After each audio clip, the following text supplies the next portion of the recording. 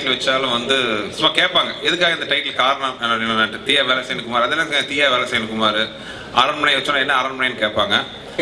முதல் தடவை அந்த ஆம்பளை டைட்டில் தான் யாருமே கேட்கல.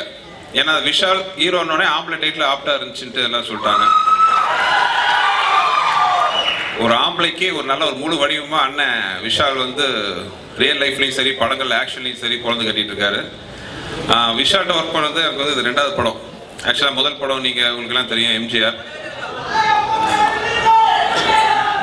எம்ஜிஆர் பண்ணும்போது எனக்கு ஒரு ஆசை இருந்துச்சு. என்னன்னா அந்த 80s வந்து ஒரு நல்ல ஒரு என்டர்டெய்னர், ஒரு குடும்பத்தோட உட்காந்து பார்த்து ஹீரோ பண்ணுறதுலாம் பாசிட்டிவான விஷயம். அந்த 2.5 மணி நேரம் ஒரு முரட்டு காலை சகலகலவலவன் அந்த மாதிரி படம் பண்ணணும்னு ஆசைப்பட்டு மதகஜராஜா பண்ணேன். சில காரணங்களால் அந்த ரிலீஸ் தள்ளி போயிடுச்சு. அந்த ஆசையை வந்து அந்த ரிலீஸ் ஆகாத ஒரு ஆசையை வந்து இதில் நிறைவேற்றிட்டேன். ஆம்பளை ஒரு முழுக்க ஒரு ஃபேமிலி என்டர்டெய்னர், ஒரு ஃபெஸ்டிவல் பொங்கல் மாதிரி திருவிழாவில் போய் உட்காந்திங்கன்னா அந்த படமே ஒரு திருவிழா மாதிரி இருக்கும். நீங்கள் ட்ரெய்லர் ஆகட்டும் சாங்லேயும் பார்த்துருப்பீங்க. ஒரு கலக்கலன்னு நல்ல ஒரு ஃபேமிலி ஒரு குடும்பமாக உட்காந்து பார்க்கறதுக்கு ஒரு பெரிய ஒரு ஆர்டிஸ்ட் கேங்கை வச்சு நல்ல ஆக்ஷன் நல்ல ஹியூமர் எல்லாத்தோட ஹிப்ஹாப் தமிழோட அருமையான மியூசிக் எல்லாம் கலந்து ஒரு நல்ல ஒரு திருப்தியான படமாக வந்திருக்கு. இதில் வந்து முக்கியமாக வந்து இதில் வந்து நான் விஷால் தான் சொல்கிறோம். ஏன்னா அந்த படம் வந்து இவ்வளோ வேகமாக பிரம்மாண்டமாக நல்லா வந்திருக்கிறதுக்கு முழு காரணம் பார்த்தீங்கன்னா ஒரு விஷால் தான். ஒரு தயாரிப்பாளராக என்ன விரட்டினார். ஆக்சுவலாக எல்லாம் என்ன சொல்லுவாங்க, நான் ஃபாஸ்ட்டாக படம் பண்ணுறேன்ட்டு. என் கேரியரில் முதல் தடவை என்ன விரட்டி படம் பண்ண ஒரு ப்ரொடக்ஷன் இருக்குன்னா அது விஎஃப்எஃப் தான். என்னை தூங்க விடாமல் ஒரு வழி பண்ணிட்டாங்க. அவர் விஷால் ஆகட்டும் முருகராஜன் ஆகட்டும், நான் தூங்கியே பல நாள் ஆச்சு அந்த அளவுக்கு. அதே மாதிரி ஹீரோவாக விஷால் பண்ண ஒர்க்கும் சொல்லணும். வழக்கமாக எல்லாம் வந்து பயங்கரம் வேலை செஞ்சால் கிழிஞ்சிருச்சுன்னு சொல்லுவோம். உண்மையாகவே விஷாலுக்கு இந்த படத்தில் கிழிஞ்சிருச்சு ஃபைட்டில். அதை மீறி வந்து ஒரு தயாரிப்பாளராகவும் நடிகராகவும் டான்ஸ் ஆகட்டும் ஃபைட் ஆகட்டும் எல்லாம் பிரமாதமாக பண்ணார். அதே மாதிரி அன்சிகா என்னோட லக்கி ஹீரோயின். 3வது படம் கண்டினியூஸாக பண்ணுறோம். Oh for hattrick, successful hattrick. Hansika வந்து அரண்மனையில் வந்து எனக்கு ஒரு சின்ன வருத்தம் இருந்துச்சு. ஒரு அழகான அன்சிகா வந்து ஒரு பேயா காட்டிட்டோமேன்ட்டு. அந்த குறையை நிவர்த்தி பண்ணுறதுக்கு இதில் வந்து ஒரு கலர்ஃபுல் ஒரு அழகான அன்சிகாவா, உங்களுக்கு எல்லாருக்கும் பிடிச்ச அன்சிகாவா சாங்கில் வருவாங்க. இது வரைக்கும் பார்க்காத ஒரு அழகான அன்சிகாவா அதில் வந்திருக்காங்க. அப்புறம் என் படத்தில் எல்லாத்தையுமே ஒரு நல்ல பெரிய தூணாக இருக்கிற சந்தானம். இந்த படத்துலையும் பார்த்தீங்கன்னா காமெடி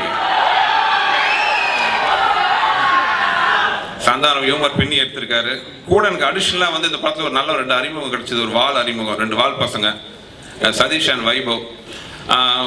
இவங்க 2 பேர் இருந்ததுனால அந்த படம் நடந்ததே தெரியல. ஃபுல்லாக கலாட்டா பண்ணிட்டு காமெடி பண்ணிட்டு இப்போ ஸ்டேஜில் பண்ண மாதிரியே வந்து ஒரு டோட்டல் யூனிட்டே வந்து ஜாலியாக வச்சுக்கிட்டாங்க. படமும் அந்த மாதிரி ஜாலியாக வந்திருக்கு.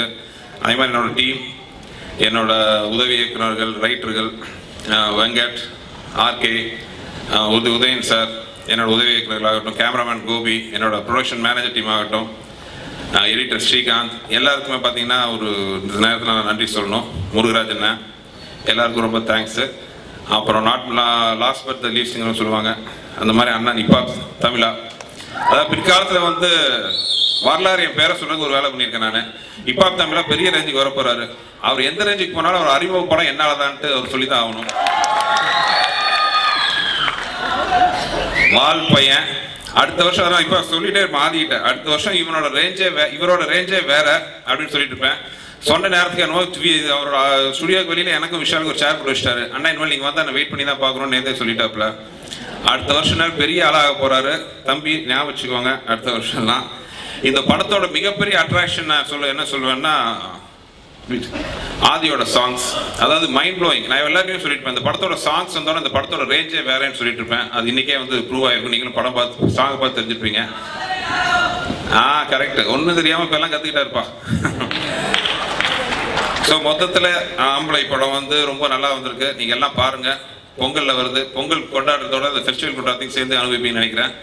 வந்த அனைவருக்கும் நன்றி. இந்த படத்தை வெற்றிகரமாக முடிக்க உதவிய என்னுடைய குரூ நடிகர்கள் அனைவருக்கும் நன்றி. தேங்க்யூ.